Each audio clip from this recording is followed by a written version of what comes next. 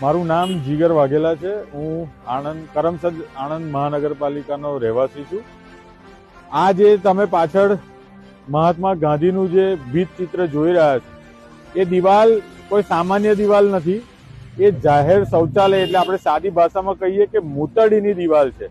એ મૂતળી ઉપર આપણે જુઓ છો કે ત્રિરંગા 3 કલર સાથે એને બેકગ્રાઉન્ડમાં રાખીને ગાંધી બાપુનું મહાત્મા ગાંધીનું આ ભીત ચિત્ર દોરવામાં આવ્યું છે, જે ખરેખર ખૂબ શરમજનક બાબત છે।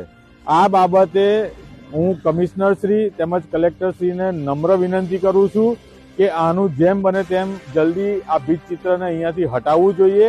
કોઈને ખુશ કરવાની ઘેલછામાં એટલા બધા પણ ગાંડા ના થઈ જવાય કે આપણને એ વાતનું ભાન ના રહે કે ક્યાં આગળ કઈ જગ્યા કોના માટે છે અને કેટલી છે।